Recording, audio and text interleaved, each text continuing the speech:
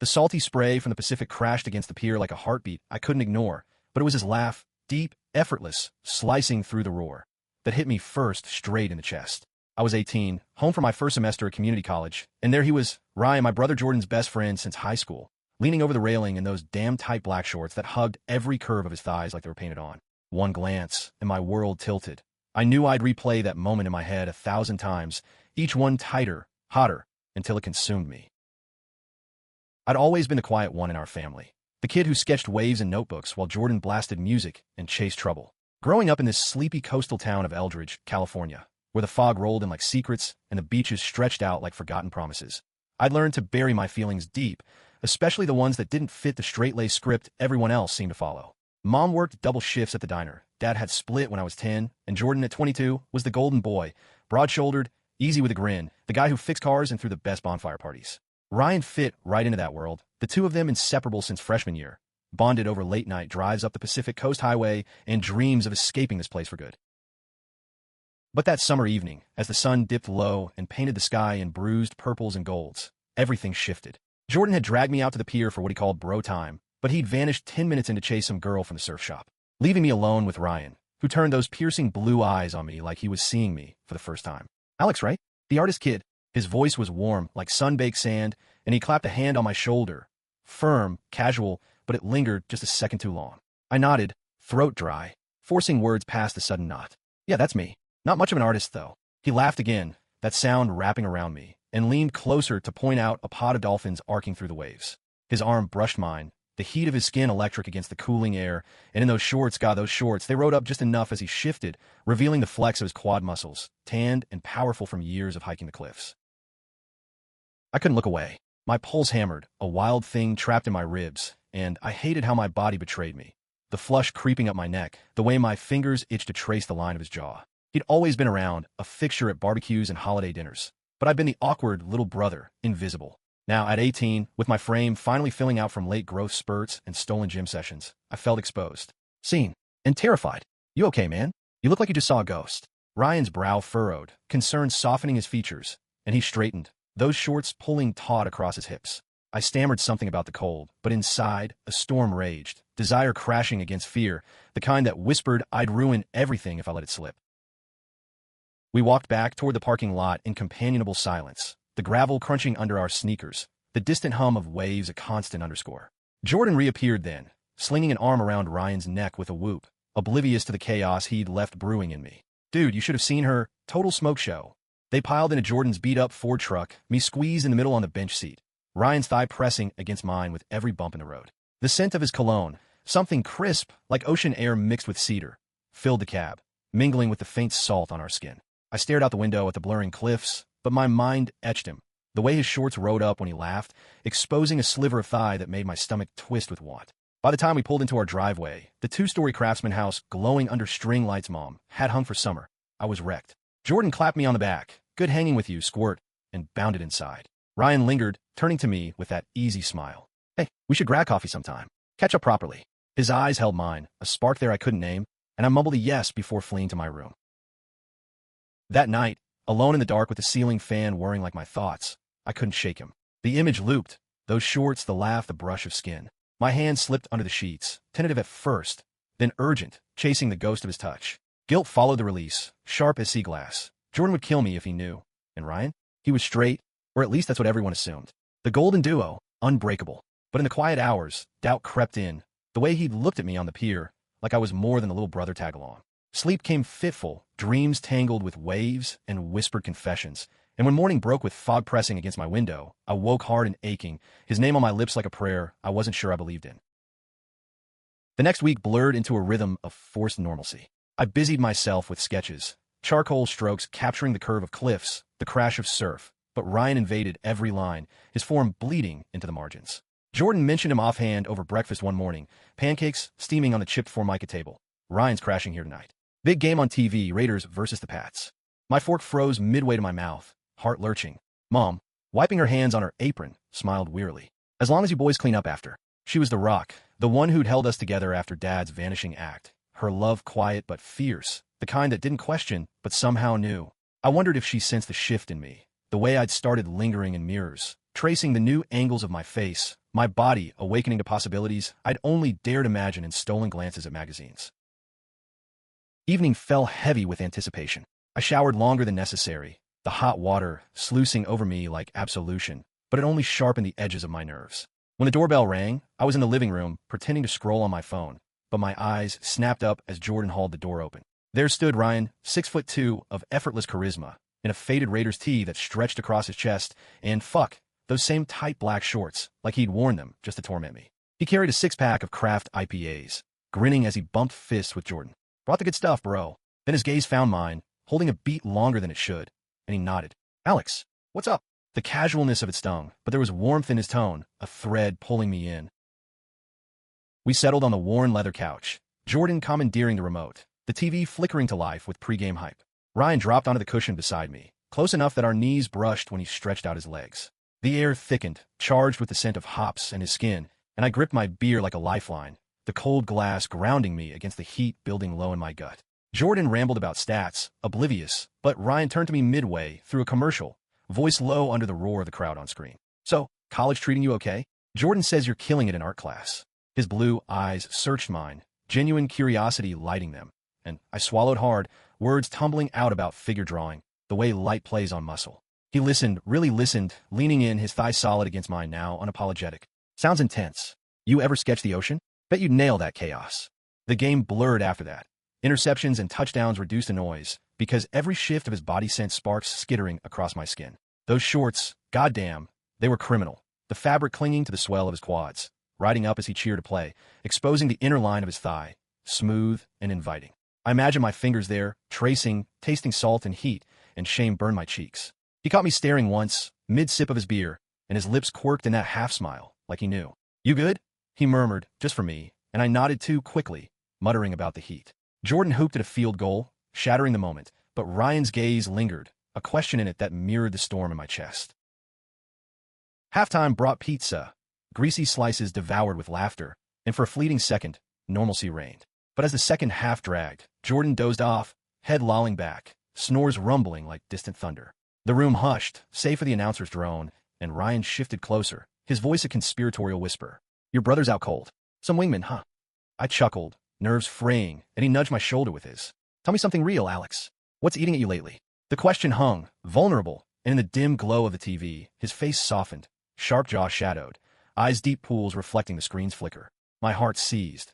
This was the hook, the pull I'd felt on the pier, reeling me toward confession. But fear clamped down. Jordan stirring in his sleep, the weight of secrets in a town where whispers traveled faster than the tide. It's nothing," I lied, but my voice cracked, and his hand landed on my knee, brief, steadying. The touch seared through denim, straight to my core, and those shorts of his shifted as he adjusted, the hem teasing higher. Time stretched, electric, until Jordan snorted awake, the spell shattering. Ryan pulled back, easy as ever, but his eyes promised more. A conversation unfinished, a door cracked open. As he left that night, clapping Jordan on the back and nodding at me with that loaded look, I closed the door on trembling legs. Upstairs, the house creaked like it held its breath, and I collapsed onto my bed, mind a whirlwind of what-ifs. His touch echoed, phantom heat on my knee, and in the dark, I let myself wonder, what if he felt it too? The question bloomed, terrifying and alive, as sleep claimed me with dreams of tangled limbs and crashing waves. Days bled into each other, the summer heat pressing down like a secret too heavy to carry. I avoided the pier, sketching instead in the shaded backyard under the old oak, its branches twisting like veins against the sky. But Ryan was everywhere. A text from Jordan about a group hike, a glimpse of his truck rumbling past the diner where Mom worked. Each sighting twisted the knife, sharpening the ache until it was all I could think about. Those shorts, that laugh, the brush of his hand. I threw myself into routine, surfing at dawn when the water was glass smooth, the cold plunge a baptism against the fire in my veins. Out there, alone with the swell and salt, I could almost forget, almost pretend I was just Alex, the kid with salt-stiff hair and a sketchbook full of waves, not the one unraveling over his brother's best friend. Then came a bonfire. Jordan's idea, of course, a 4th of July holdover, even though the date had passed in a haze of fireworks and family barbecues. He'd invited the usual crew, surfers from the shop, a couple girls from high school, and Ryan, who arrived as the sun dipped, arms loaded with driftwood and that effortless grin. The beach below our house was perfect for it, a crescent of sand framed by cliffs, the fire pit ringed with stones worn smooth by tides. I hung back at first, poking at the flames with a stick, the crackle and pop masking my racing pulse as voices rose in laughter. Jordan manned the cooler, passing beers while Ryan knelt to arrange the wood, those tight shorts stretching across his ass as he bent. Jesus, the sight hit like a rogue wave, knocking the breath from me. He caught my eye across the fire, flames dancing in his blues, and sauntered over, 2 bottles in hand. Truce. He offered one, condensation beating cold on the glass, and clinked it against mine before dropping onto the sand beside me. Close, too close. The heat of the fire, nothing compared to the warmth radiating from his side. We talked easy at first, the hike he'd taken to that morning up Pfeiffer Ridge, the eagle he'd spotted wheeling overhead. His voice wove stories, animated, hands gesturing with the bottle, and I hung on every word, the beer loosening the knot in my chest. You should come next time, he said, turning fully to me, knee nudging mine in the sand. Jordan's a beast on trails, but you'd keep up. Got that quiet strength. The compliment landed soft, sincere, and my face heated, mirroring the blaze. As night deepened, the group thinned, Jordan vanishing into the dunes with a girl, giggles trailing like smoke. The fire died to embers, casting long shadows, and it was just us, the ocean's murmur a confessional hush. Ryan stretched out, propped on elbows, those shorts riding high on his thighs, the firelight gilding the fine hairs there to gold. Remember when we were kids? You'd tag along on our bike rides, all scrawny and determined. He chuckled, but there was no mockery, only fondness. Look at you now. His gaze swept me, lingering on my arms, my chest under the thin hoodie, and something shifted, air thickening, charged like the moment before lightning. I swallowed, heart thundering. Yeah, well, growing up's weird. Lame, but he nodded, eyes darkening. Then, quiet as the tide, you know, Alex, I've been thinking about you. The words hung, simple, devastating, and my world narrowed to his face, the flicker of embers in his irises. Thinking about me, how? The question burned unspoken, but he leaned in, breath mingling with mine, smelling of hops and smoke. That night on the couch, I felt it too. His hand found my jaw, thumb tracing the line, rough callus against stubble, and I froze, every nerve alight. The kiss, when it came, was inevitable, soft at first, tentative, lips brushing like waves testing shore. Then deeper, his mouth hot and sure, tongue flicking with a hunger that matched the roar in my ears. I tasted salt and beer, felt the press of his body as he shifted closer, one hand tangling in my hair, the other gripping my waist, pulling me against the hard line of him through those maddening shorts. Time dissolved in the tangle, hands roaming, breaths ragged, the sand cool beneath us as we broke apart only to dive back in. His shorts, God. I palmed him through the fabric, feeling him harden, thick and insistent, and he groaned in my neck, teeth grazing skin. Fuck, Alex, he whispered, voice wrecked, and it was the hottest sound I'd ever heard. But reality crashed in, a distant laugh from the dunes, Jordan's voice calling out, and we sprang apart, chests heaving, eyes wide with the thrill of near disaster. He adjusted himself, shorts askew, and raked a hand through his hair. Shit, we can't. Not like this. Regret laced his words, but his gaze held promise, fierce and unguarded. I nodded, dazed, the taste of him lingering as he stood, offering a hand to pull me up. Tomorrow, meet me at the Lighthouse Trail. Dawn. He left me there, embers dying, the ocean whispering approvals I couldn't trust. Back home, slipping past Mom's snores, I touched swollen lips, the ghost of his body branded on mine. Sleep was impossible, mind replaying the kiss in vivid loops, the give of his mouth, the flex of thigh under my palm. Dawn couldn't come fast enough, but doubt shadowed the excitement. What if this was a mistake? What if Jordan found out? The question swirled, but beneath them burned a truth. For the first time, I felt seen, wanted, alive in a way that terrified and freed me all at once. Dawn broke misty over Eldridge, the lighthouse on the bluff, a sentinel against the gray, its beam long extinguished but memory etched in stone.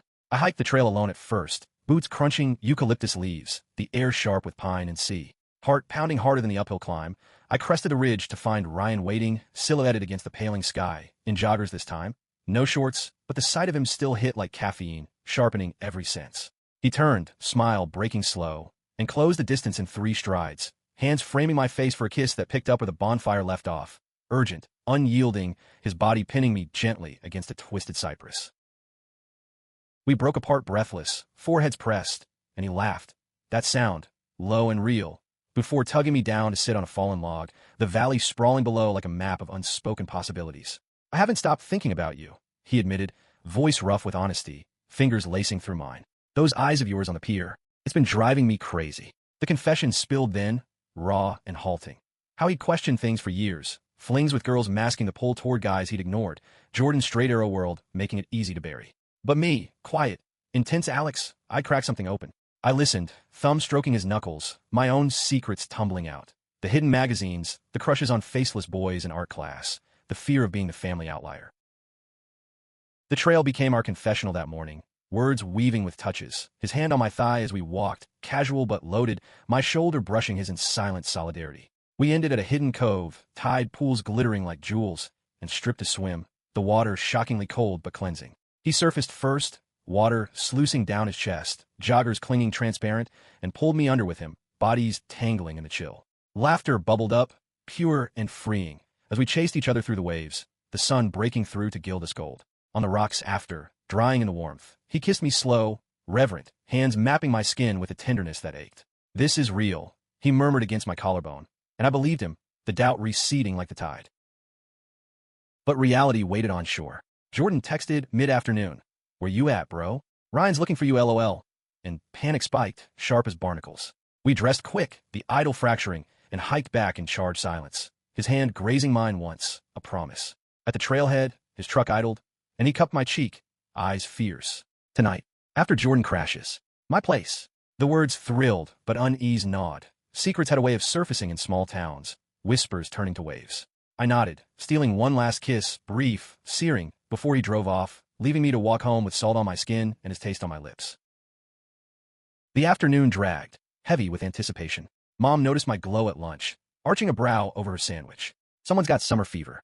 I flushed, mumbling about the hike, but her smile was knowing, soft around the edges, the kind that said she'd wait for the truth when I was ready. Jordan burst in later, oblivious, challenging me to a pickup basketball game in the driveway. I played fierce, channeling the buzz under my skin, but my mind wandered to Ryan, the curve of his smile, the weight of his confession. Dribbles and swishes blurred, until Jordan lobbed a final shot, grinning. "You're on fire, man. What's your secret?" If only he knew. Evening fell with barbecued burgers on the patio, the three of us, Jordan, Mom, me, laughing over old stories, the normalcy of Fragile Shell. Ryan arrived fashionably late, claiming traffic from a solo surf, but his eyes found mine across the grill, a spark jumping the gap.